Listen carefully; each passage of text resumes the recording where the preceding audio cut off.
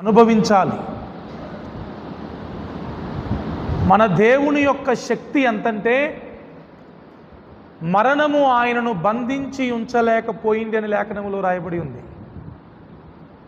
ప్రతి ఒక్కరిని మరణము బంధించగలిగింది కానీ యేసుక్రీస్తు ప్రభు వారిని మరణము బంధించలేకపోయింది.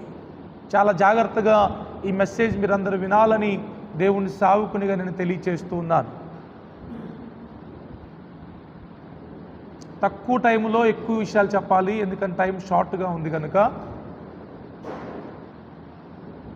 మొదటి ఆదాము ఏదేను తోటలో దేవుడు తనకిచ్చిన అధికారమును పోగొట్టుకొని దేవుని మాట కాదని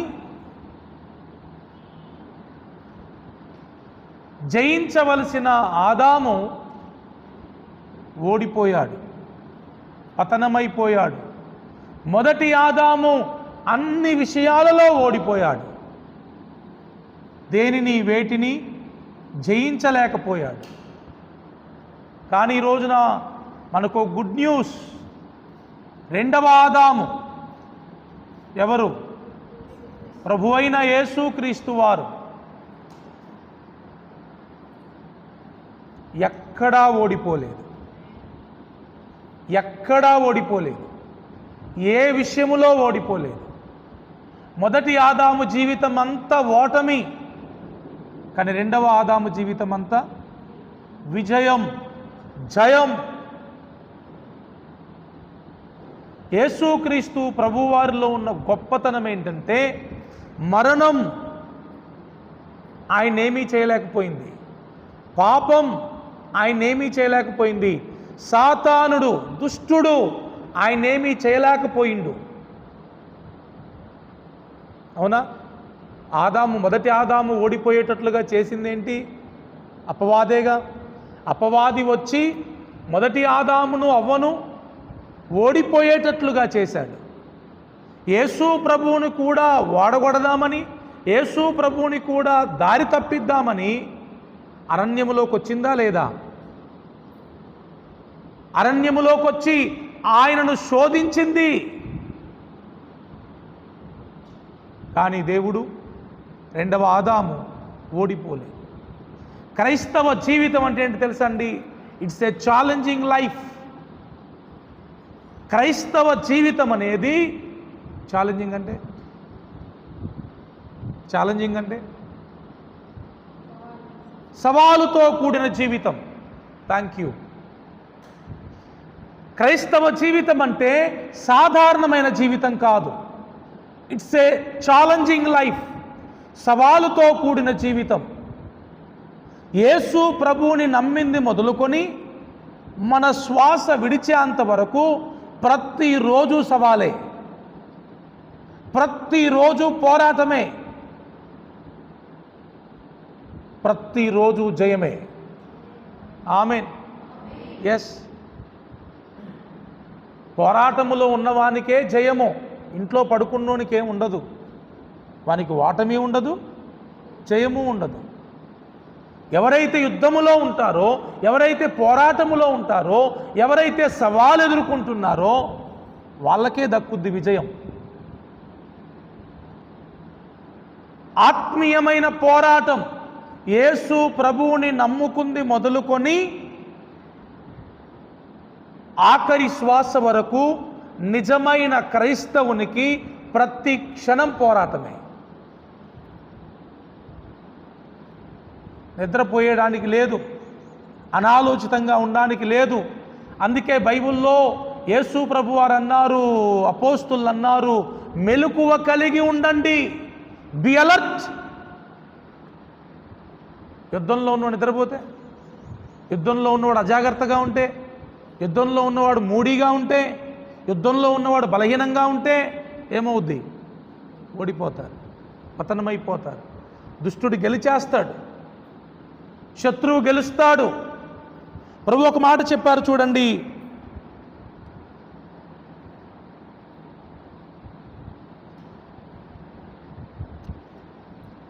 ఇర్మియా గ్రంథం 1వ అధ్యాయం 19వ వచనం, వారు నీతో యుద్ధము చేయుదురు గాని నిన్ను విడిపించుటకు నేను నీకు తోడై ఉన్నందున వారు నీ పైన విజయము పొందజాలరు.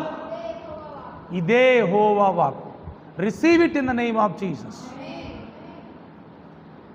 నాకే యుద్ధాలు వద్దు, రాంగ్ స్టేట్మెంట్. నాకే పోరాటాలు వద్దు, తప్పుడు ఆలోచన.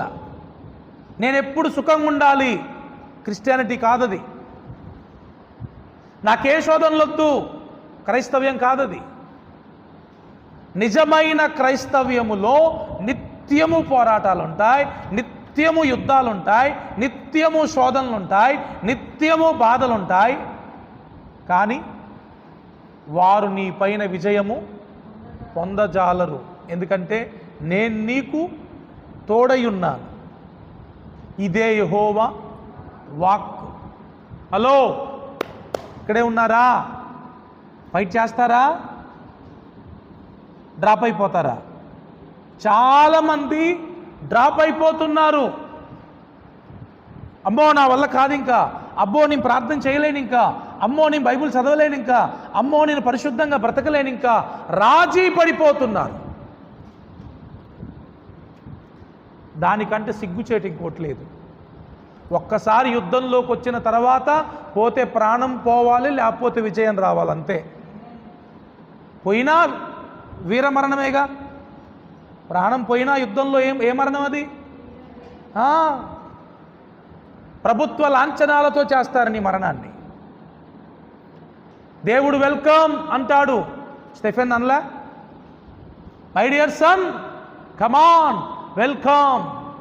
లేచి నిలబడ్డాడంట.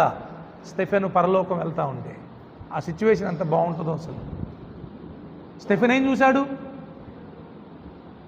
యేసయ్య ఏ సిచ్యువేషన్లో, ఏ యాంగిల్లో ఉన్నాడు? కూర్చోలా, లేచి నిలబడ్డాడంట. క్రీస్తు నిలబడి ఉంటుంటే నేను చూచుచున్నాను. ఎందుకు నిలబడ్డాడు?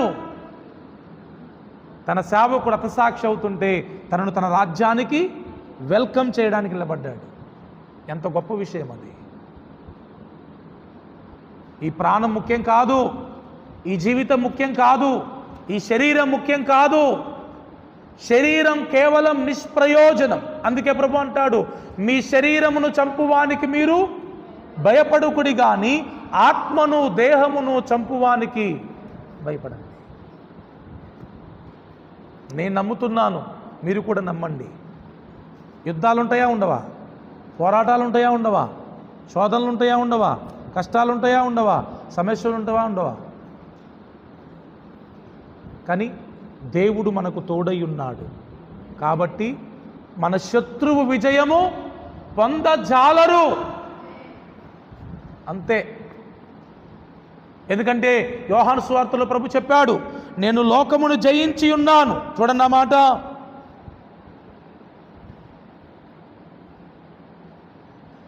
పదహారు 33 యోహాను.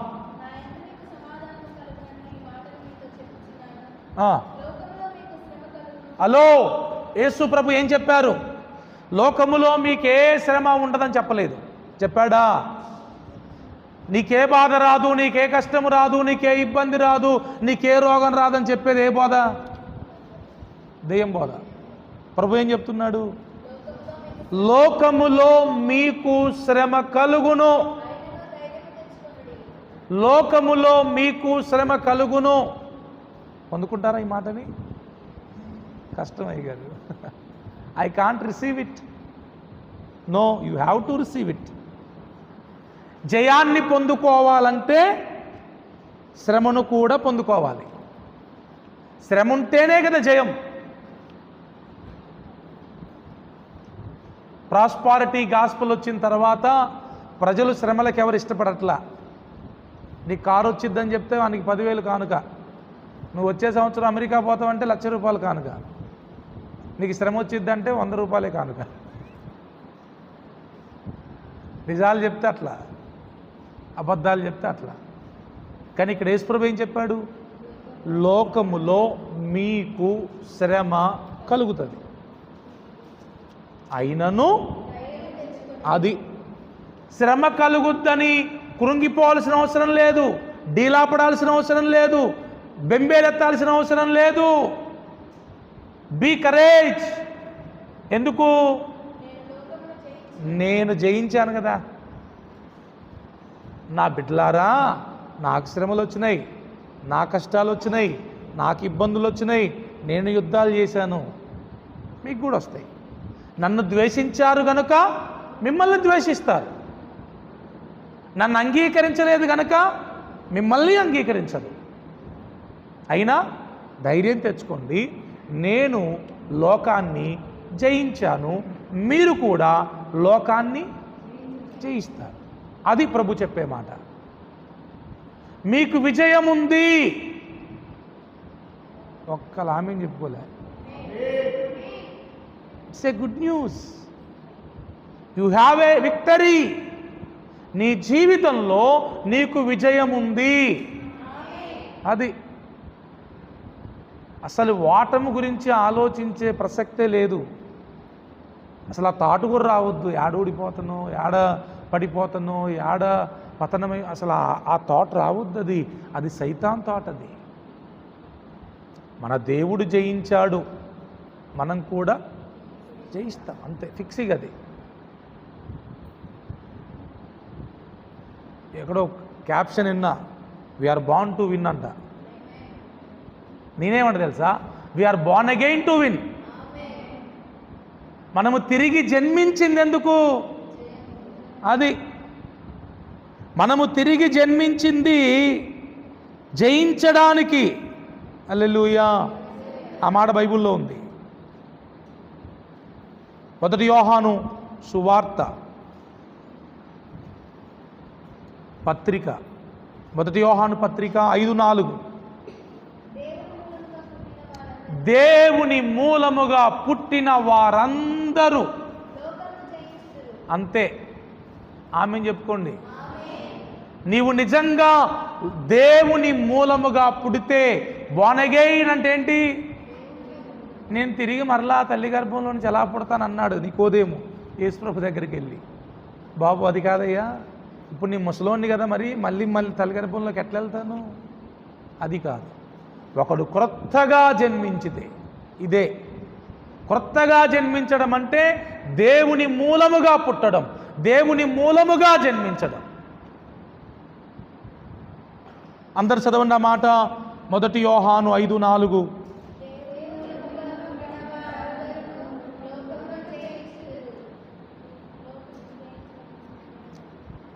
దేవుని మూలముగా పుట్టిన వారందరూ లోకమును జయిస్తారు. నేను పుట్టాను దేవుని మూలంగా, కాబట్టి నాకు జయం ఉంది. పౌలు రోషం కలిగి ఒక మాట అంటాడు, నేను శరీరానికి లోపడ్డానికి నేనైనా శరీరానికి రుణస్తున్నాయేమన్నా? శరీరానికి నేను బాకియా ఏమా? మీకు విషయం తెలుసా? ఒక మాట చదవండి. 2 పేతురు 2:19 చూడండి. 2 పేతురు 2:19. 2 పేతురు 2:19.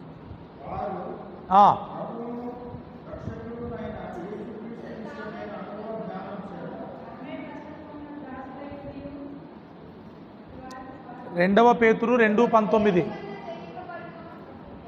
ఒకడు దేని వలన జయింపబడునో, అది నాకు కావలసిన మాటది. ఉందా దాంట్లో? 2:19 నేను చెప్పింది కూడా లాస్ట్లో ఉంటుంది. అవును. ఒకడు దేని వలన జయింపబడునో, నా వైపు చూడండి. ఆ మాట మీకు అర్థమైందా? నన్ను సెల్ ఫోన్ జయించింది అనుకో, నేను సెల్ ఫోన్కి దాసుని. ఇంత బతికి సిగ్గు అమ్మా, సిగ్గు ఉండాలి మనకు కొంచెం. ఈ మాట అన్నందుకు ఏమనుకోకండి. ఇంత బతికి నేను సెల్ ఫోన్కి దాసున్నా. ఎబ్బే, సెల్ ఫోన్ ఎంత, దాని బతికెంత. కొంతమంది టీవీ చేత జయింపబడతారు, వాళ్ళకి టీవీయే ప్రపంచం. చిచ్చి నిర్జీవమైన వస్తువు అది. నేను జీవము కలిగిన దేవుని కుమారుణ్ణి. ఇంకో మాట, మీరు విలువ పెట్టి కొనబడిన వారు గనక, 1 కొరింథీ 7:23, 1 కొరింథీ 7:23, మీరు విలువ పెట్టి కొనబడిన వారు గనుక. అది కొంతమంది వస్తువులకు దాసులు, కొంతమంది మనుషులకు దాసులు. అంటే ఇప్పుడు నేను ఆశీర్వాదం బ్రదర్కి దాసుని అనుకోండి, ఆ బ్రదర్ లెమ్మంటే లేవాలి, కూర్చోమంటే కూర్చోవాలి. ఎందుకంటే ఆయన నాకు యజమానుడు కదా. సాంబార్ తినమంటే సాంబారే తినాలి, ఉట్టన్నం తినమంటే ఉట్టన్నమే తినాలి, ఉపవాసం ఉండమంటే ఉపవాసం ఉండాలి. ఎందుకు? Is my boss. చాలామంది, మరలా చెప్తున్నాను, మనుషుల కంట్రోల్లో ఉంటున్నారు. చాలా పొరపాటు అది. ఆయన మీ డాడీ అవ్వచ్చు, మీ మమ్మీ అవ్వచ్చు, లేకపోతే మీ భర్త అవ్వచ్చు, మీ భార్య అవ్వచ్చు, లేకపోతే ఇంకెవడు అవ్వచ్చు, ఇంకెవరైనా అవ్వచ్చు. మనం మనుషులకు దాసులము కావద్దు. ఎవరికైనా ఎంత లోబడాలంటే దేవుని వాక్యానికి అడ్డు రానంత వరకే వాళ్ళకు లోబడాలి. వాళ్ళు దేవుని వాక్యానికి అడ్డొస్తున్నారంటే వాళ్ళకు కూడా మనం లోబడాల్సిన అవసరం. యోహాను సువార్తలో యేసుప్రభు గురించి రాయబడిన మాట ఏంటంటే, దేవుడు వారి అంతరంగమును ఎరిగిన వాడు గనక తన్ను తాను వారి వశము చేసుకోలేదనే మాట రాయబడి ఉంటుంది. నేను మనుషుల వశంలో ఉండొద్దు. నేను సేవకు వచ్చినప్పుడు నన్ను చాలామంది వాళ్ళ డినామినేషన్లోకి రమ్మన్నారు. ఫస్ట్ సుధీరయ్య గారు రమ్మన్నారు, మంగళగిరి సుధీరయ్య గారు. నెక్స్ట్ రవీందర్ రెడ్డి అయ్య గారు రమ్మన్నారు. ఆ తర్వాత చర్చ్ ఆఫ్ క్రైస్ట్ నుంచి ఒక ఆఫర్ వచ్చింది, పెద్ద ఆఫర్. అదైతే పెళ్ళైన తొలి దినాల్లో బిగ్ ఆఫర్ అనమాట. ఇంకా అసలు నువ్వు ఇక భూమి మీద కాలు పెట్టవబ్బాయి, మొత్తం ఆకాశం తిరుగుతామని చెప్పారు వాళ్ళు. నేను చెప్పాను, నాకు భూమి మీదనే పని ఉంది, ఆకాశంలో తర్వాత నేను ఎవ్వరికి దాసునిగా ఉండొద్దు. నా యేసయ్యకు మాత్రమే దాసునిగా ఉండాలా, అది నా కోరిక. మీకు విషయం తెలుసా, మొన్న ఫోన్ వచ్చింది, మొన్న సాయంత్రం, 5 సిమెంట్ కట్టలు 1000 రూపాయలకి ఇత్తమయ్య గారు తీసుకుంటారా? Original rate 310, 320. చర్చ్ వర్క్ జరుగుతూ ఉంది కదా, ఈ పక్కన యూసఫ్ వాళ్ళ ఇంట్లో ఉంటారు, ఎవరో సివిల్లో పనిచేస్తారంట. నేను అన్నాను, అలా తీసుకోకూడదండి, సారీ ఏమనుకోకండి అంటే ఆయన ఆశ్చర్యపోయాడు. జనరల్గా ఆఫర్ ఇస్తే ఎవరైనా ఏం చేస్తారు? You are most welcome, thank you so much, నీకోసం ప్రార్థన చేస్తారా? అవి ఇల్లీగల్ కదండి, మీరు ఏదో దాంట్లో పని చేస్తారు, అవి తీసుకొచ్చి ఇక్కడికి ఇస్తున్నారు, నా మనసు ఎందుకు అంగీకరించట్లేదని చెప్పాను. మనం ఒకటి గుర్తుపెట్టుకోండి, దేవునికి తప్ప ఇంకెవ్వరికి దాసులంగా ఉండొద్దు. ఏ వస్తువుకి కానీ ఏ మనిషికి కానీ మనం దాసులము కాము. ఎందుకంటే దేవుడు మనల్ని విలువ పెట్టి కొనుక్కున్నాడు. బ్రతికితే దేవుని కోసం, చచ్చిపోయినా దేవుని కోసం. ఏం చేసినా, రోమపత్రికలో ఉంటుందిగా, మీరేం చేసినా దేవుని మహిమ కొరకు చేయండి, అంతే. అసలు రాజీ పడటం, ఓడిపోవడం, కాంప్రమైజ్ అవ్వటం, తగ్గడం, లొంగడం లేదు. యోసేపు పోతీఫరు భార్యకి లొంగలేదు, వంగలేదు, రాజీ పడలేదు. పడ్డా? అది క్రైస్తవ జీవితం అంటే. It's a challenging life. డబ్బులు ఆఫర్ చేస్తాడు దుష్టుడు కొన్నిసార్లు. బిండయ్యామా, అంతటితో మన జీవితం సమాప్తం. కొంతమందికి అధికారాన్ని ఆఫర్ చేస్తాడు. ఇగో యేసుప్రభుని రాజుగా చేయాలనుకుంటా లేదా? బలవంతంగా రాజును చేయాలనుకుంటే యేసుప్రభు పారిపోయినాడు బలవంతంగా. ఎవరన్నా రాజు చేయాలంటే పారిపోతారా? Thank you, you are so welcome అని ఎదురొస్తారా? ఇద్దరు వస్తారు. కానీ యేసు ప్రభు ఏం చేశాడు? మీ అధికారానికో దండం, మీకో దండం, నాకొద్దయ్యా. 3 అండి, బాగా వినండి. డబ్బు, తర్వాత కామం, 3వది అధికారం. ఈ మూడిటి పైన ఏ స్త్రీకైతే, ఏ పురుషునికైతే జయం ఉంటుందో వాళ్ళ ద్వారా భూమి తలకిందులైపోయింది. వాళ్ళని దేవుడు ప్రపంచానికి ఆశీర్వాదకరంగా మారుస్తాడు. దమ్ముంటే జయించు. ఏంటి? డబ్బు. ఎంత డబ్బిచ్చినా, ఎంత డబ్బు ఆఫర్ చేసినా సింపుల్గా ఏమనాలి? సారీ. నయమాన్ ఎంత పట్టుకొచ్చిందమ్మా? నయమాన్ ఎంత పట్టుకొచ్చిండు? ఎలీషా ఏమన్నాడు? సారీ.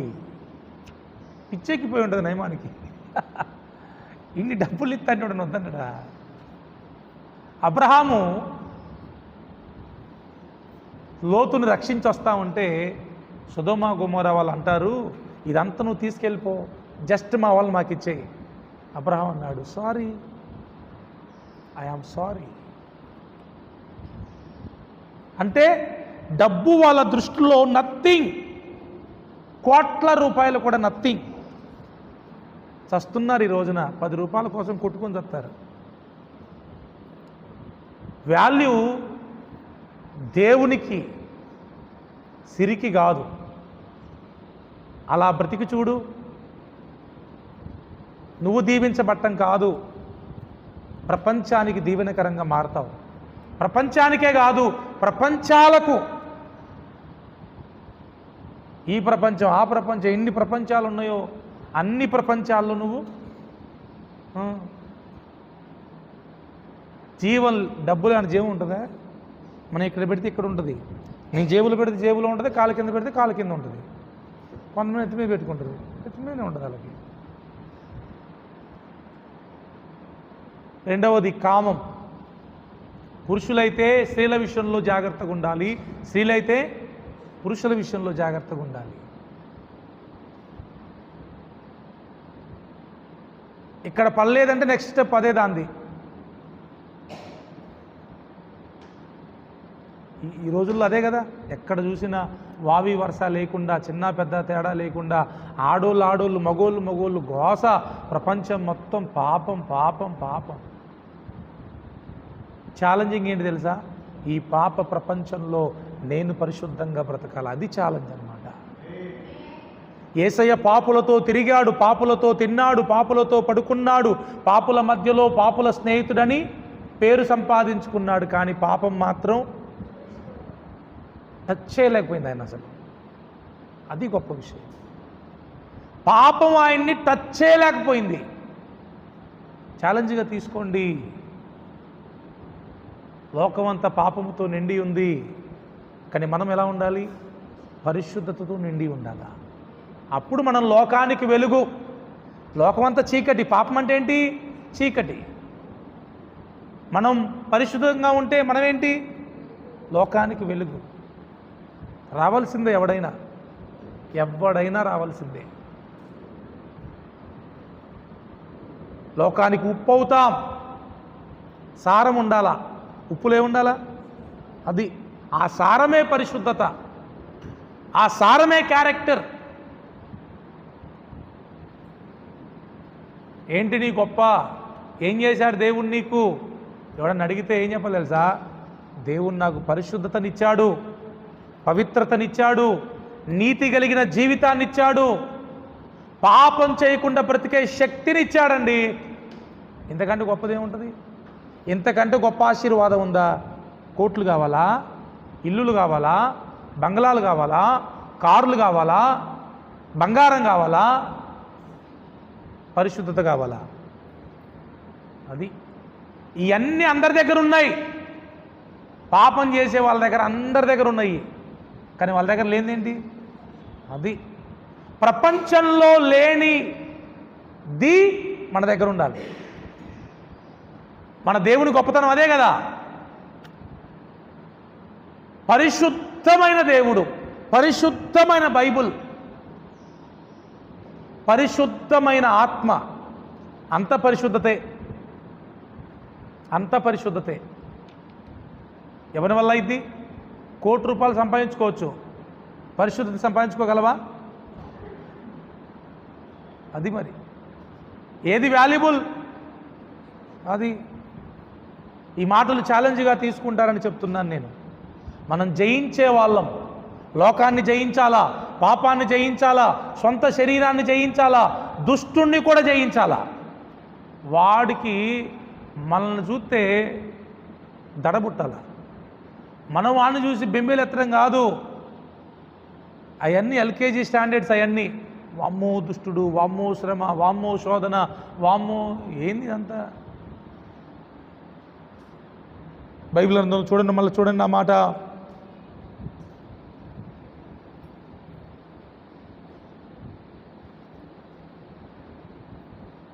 జడ్జెస్, న్యాయాధిపతుల గ్రంథం 7వ అధ్యాయం 18వ వచనం.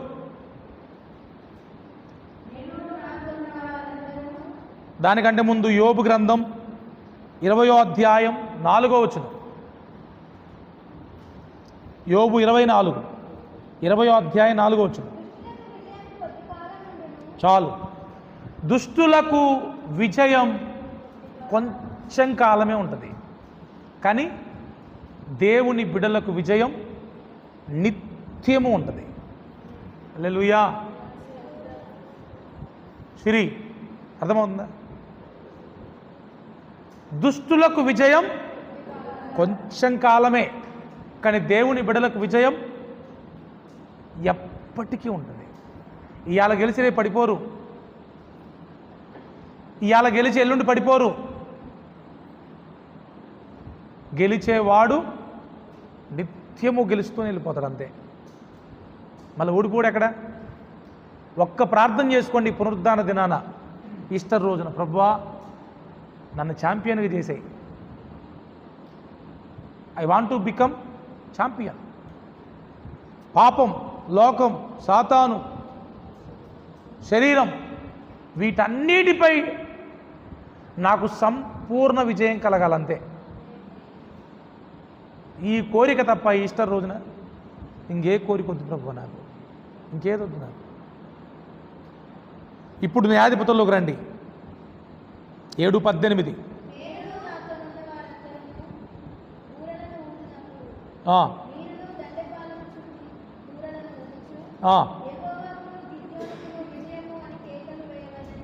అమ్మా ఈ మాట అండర్లైన్ చేసుకోండి. యెహోవాకును గిద్యోనుకును విజయం. పాయింట్ ఏంటి తెలుసా? నేను గెలిస్తే నా దేవుడు గెలుస్తాడు. ఇది పాయింట్. నేను ఓడిపోతే నా దేవుడు ఓడిపోతాడు. యోబు దేవుణ్ణి గెలిపించాడు సార్. సైతాన్ వచ్చి వాడగొడదామని ఛాలెంజ్ చేస్తే దేవునితో, ఆ ఛాలెంజ్ తెలియకుండానే యోబు దేవుణ్ణి గెలిపించాడు. మన తండ్రిని మనం ఏం చేయాలా? గెలిపించాలా. అది మన బ్రతుకుకు అర్థం. అది మన తండ్రి మన ద్వారా గెలవాలి, మన తండ్రికి మన ద్వారా విజయం రావాలి.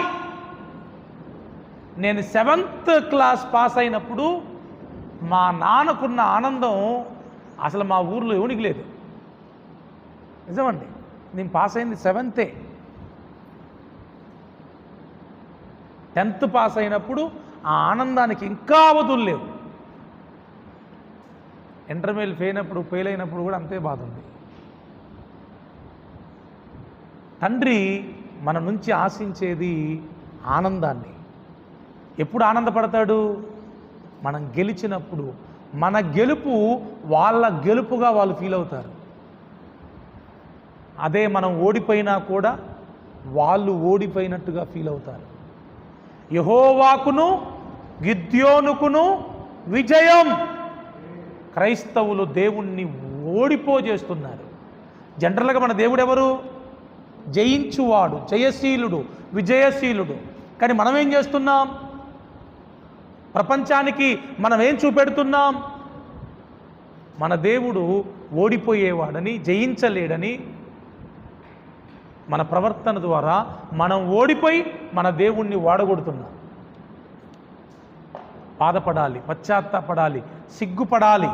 ఇదేనా మీ దేవుడు చెప్పింది అంటున్నారు. ఇందుకేనా మీరు మందిరానికి వెళ్ళింది అంటున్నారు. ఇందుకేనా మీరు బాప్తిస్మం తీసుకుంది అంటున్నారు. ఆ మాట బ్రతుకులో చచ్చేదాకా పొర్రపాటును కూడా మన వల్ల దేవుని మీద ఆ నింద రాకుండా బ్రతకడమే ఛాలెంజింగ్. నేను అదే ప్రభు దగ్గర తీర్మానం తీసుకున్నా. ఏం సేవకుడవయ్యా నువ్వు, ఏం పాస్టర్వయ్యా నువ్వని ఒక్కడు కూడా అనకూడదు. అట్లా సేవ చేయాలా, అది నా తీర్మానం. ప్రభువా, ఎంతకాలం అలా నేను నీ కోసం ఛాలెంజ్గా బ్రతుకుతానో అంతకాలమే నన్ను బ్రతికించు. పడిపోయే రోజు వచ్చినా, పాడైపోయే రోజు వచ్చినా దానికంటే ఒక్కరోజు ముందు తీసేసుకో. It's enough. దేవుణ్ణి గెలిపించే సేవ చేయాలి అనేది నా తపన. దేవుణ్ణి ప్రజలు నన్ను బట్టి, నా సేవను బట్టి స్తుతించాలా. వాళ్ళకు దేవుడు చేసిన మేలులను బట్టి స్తుతించడం వేరు, నన్ను బట్టి, నా సేవను బట్టి దేవుణ్ణి స్తుతించడం వేరు. ఇప్పుడు మీ ప్రవర్తన బాగుందనుకో, నేనేమంటా, అయ్యా కరుణాకర్ బ్రదర్ని బట్టి మీకు స్తోత్రం నాయన, రేణుకాక్కను బట్టి మీకు స్తోత్రం నాయన అంటానా లేదా? నాకు చేసిన మేలును బట్టి కాదు, మీ ప్రవర్తనను బట్టి నేను ప్రభువుని స్తుతిస్తున్నాను. అది గొప్ప స్తుతి తెలుసా. మనం ఎంత దేవుణ్ణి స్తుతించినా అంత పెద్ద ఇన్ఫ్లుయెన్స్ ఉండదు. కానీ నన్ను బట్టి ఎవరైనా ప్రభువుని స్తుతించారనుకోండి, that is the best worship. నేను దేవునికి ఇచ్చే శ్రేష్టమైన ఆరాధన ఏంటి తెలుసా? నన్ను బట్టి ప్రజలు ప్రభువుని స్తుతించడం. ఇప్పుడు ఇంతమంది ఉన్నారు, మీరు అయ్యా మా అయ్యగారిని బట్టి మీకు వందనాలు అన్నారనుకోండి, దేవుడు చాలా హ్యాపీగా ఫీల్ అవుతాడు. నెహెమ్యా గారి సేవను బట్టి మీకు స్తోత్రమయ్యా అని ప్రజలు అన్నారనుకోండి, దేవుడు ఫుల్లీ హ్యాపీ. ఎంతమంది మిమ్మల్ని బట్టి ప్రభువుని స్తుతిస్తున్నారు? అమ్మా, మీరు స్తుతించడం కాదు ప్రభువుని, మిమ్మల్ని బట్టి ఎంతమంది ప్రభువుని స్తుతిస్తున్నారు, అది కదా.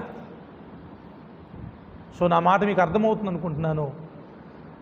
నెహెమ్యాకి విజయం వస్తే నెహెమ్యా దేవునికి విజయం వచ్చినట్టే.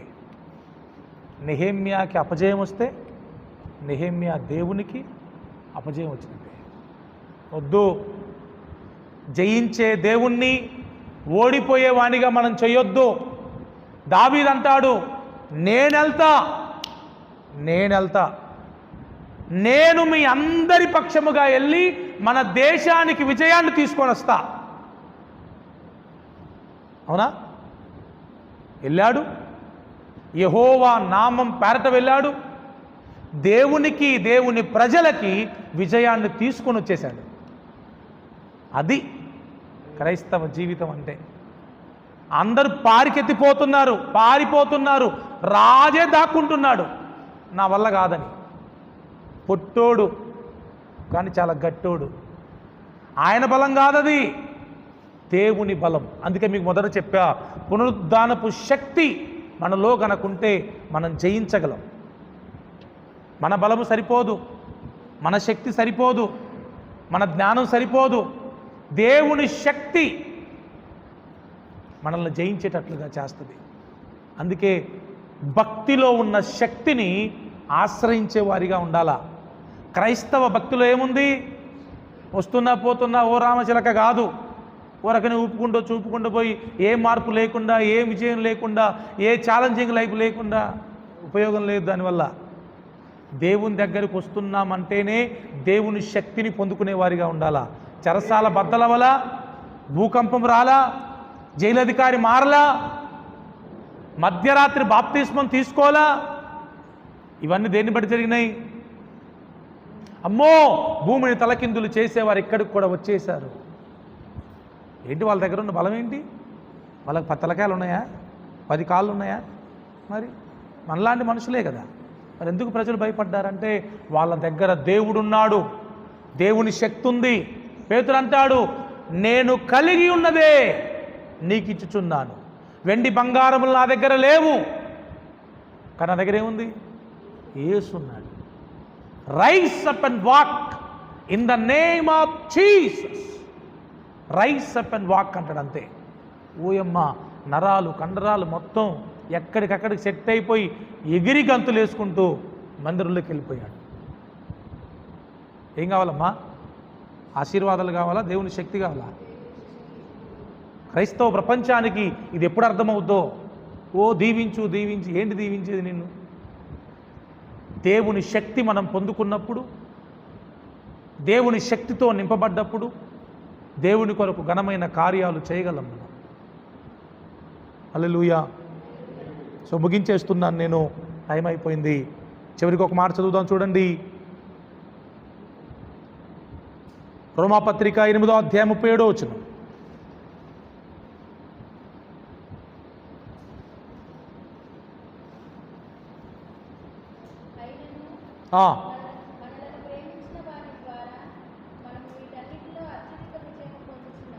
అత్యధిక విజయం, విజయం కూడా కాదు,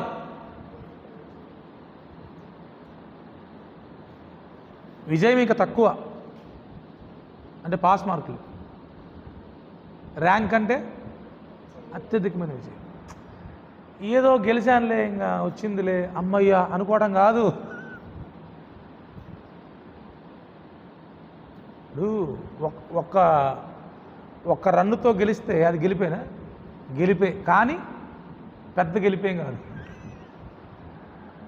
వాళ్ళు 250 కొట్టారు, వీళ్ళు ఒక 251 కొట్టారు. అవునా? అది ఒక్క రన్నుతో గెలవటం కాదు, మెజారిటీ కొట్టకూడదు. ఇంకా మనం ఒక 350, 500 కొడితే, లేదా ఒక 400, ఒక 350 కొడితే వాళ్ళు 200కే డక్అవుట్ అయిపోవాలి. ఘన విజయం అది. చాలామంది ఎందుకో మన ఆలోచనలు చాలా డల్లుగా ఉంటాయి, చిన్నగా ఉంటాయి అన్నీ. ఆ సార్లే ప్రభు, ఆ సార్లే ప్రభు. ఏం సాలేది? అత్యధిక విజయం. చివరి మాట,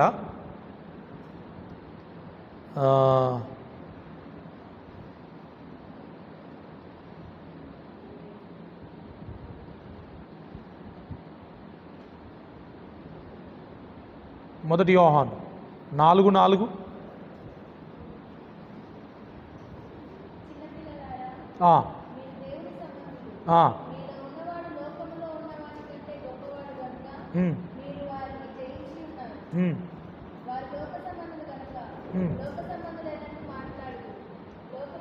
చిన్నపిల్లలారా 4:4 మళ్ళా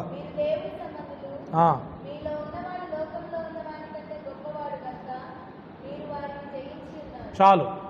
మనం ఎందుకు జయిస్తాం అమ్మా?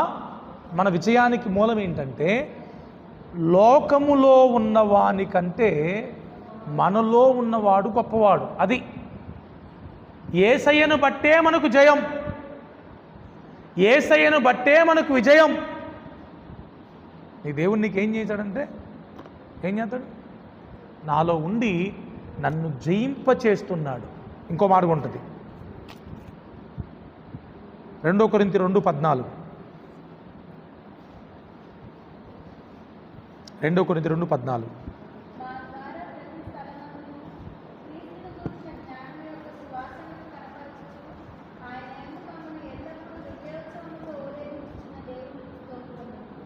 విజయోత్సవముతో ఊరేగించుచున్న దేవుడు అంట.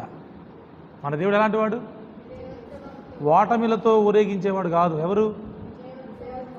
మరి పొద్దాకి ఎందుకు ఓడిపోతున్నారు మీరు? పొద్దాకి ఎందుకు ఓడిపోతున్నారు? పొద్దాకి ఎందుకు పడిపోతున్నారు? పొద్దాకి ఎందుకు రాజీ పడిపోతున్నారు? పొద్దాకి ఎందుకు బలహీనలు అవుతున్నారు? మనం ఆ బ్యాచ్ కాదు కదా. మనము దేవుని సంబంధులం, దేవుని వలన పుట్టిన వారం. మీకేం డౌట్ ఉందేమో చెక్ చేసుకోండి. మరి మీ పుట్టుక సరిగా ఉందా లేదా చెక్ చేసుకోండి. తప్పేంటి? సరైన రీతిలో జన్మించకపోతే జయం ఉంటుందా?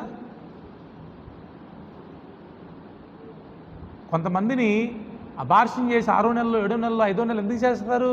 టీఫా స్కానింగ్ తీసిన తర్వాత బేబీ గ్రోత్ సరిగా లేదండి, పుడితే మీరు వికలాంగులుగా పుడతారు, చాలా ఇబ్బంది అయితే ఏం చేస్తారు? తీసేస్తారు. అంటే సరిగా పుట్టకపోతే తర్వాత సరిగా జీవితం ఉండదు. కొంతమంది సరిగా పుట్టలేదేమో అని నాకు డౌటు. యేసుక్రీస్తు ద్వారా సరిగా పుట్టలేదేమో అని డౌటు. చెక్ చేసుకుంటే తప్పేముంది? చెక్ చేసుకొని మరలా ప్రభు కృపను పొందుకుంటే మంచిదేనా కాదా?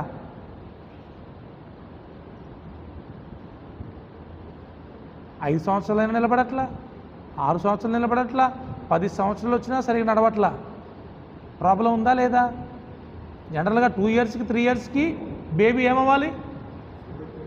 నడవాలి, నిలబడాలి, పరిగెత్తాలి. ఊరకనే పడిపోతున్నారు అంటే వాళ్ళ జన్మ సరిగా లేదు అని అర్థం. సో ఈ పునరుద్ధానపు సందేశం ప్రభు ఒక ఛాలెంజ్ మనకు విసురుతున్నాడు. క్రైస్తవ జీవితం అంటేనే సవాలుతో కూడిన జీవితం. లేదు నేను పడిపోతూనే ఉంటా, ఓడిపోతూనే ఉంటా అంటే నువ్వు దేవుని దగ్గర రాకపోవటం మంచిది. నా వల్ల అవ్వట్లేదు, నేను పడిపోతూనే ఉన్నా, ఇక ఊకి ఇట్లనే అయిపోతుందంటే నువ్వు దేవుని దగ్గర రాకపోవటం మంచిది. ఎందుకంటే వచ్చి దేవుని నామాన్ని అవమానపరచడం కంటే రాకుండా ఉండటం మంచిది. కొంతకాలం ఇంకా పూర్తిగా ఒక గదిలోకి వెళ్ళి ఉపవాస ప్రార్థన చేసుకోండి. 40 రోజులు ఉపవాస ప్రార్థన ప్రతిష్ఠించుకోండి. 21 రోజు ఉపవాస ప్రార్థన ప్రతిష్ఠించుకోండి. బయట కనబడొద్దు ఇంకా.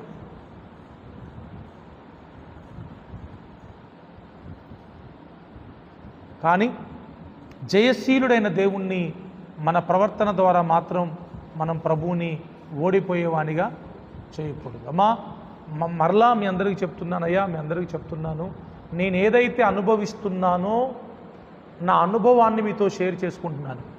ఒకప్పుడు నేను కూడా ఓడిపోయిన వ్యక్తినే, పడిపోయిన వ్యక్తినే, పదే పదే పదే దేవునికి దుఃఖాన్ని కలిగించిన వ్యక్తినే.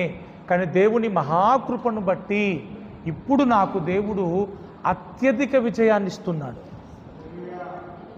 అన్ని విషయాలలో మీరిప్పుడు ఏ ఏ విషయాల్లో తప్పిపోతున్నారో, పడిపోతున్నారో, ఒకప్పుడు నేను కూడా ఆ విషయాల్లో తప్పిపోయి పడిపోయిన వ్యక్తిని. కానీ ఇప్పుడు ధైర్యంగా చెప్పగలుగుతున్నాను మీకు, నేను దేవుడు నాకు విజయాన్ని ఇస్తున్నాడు.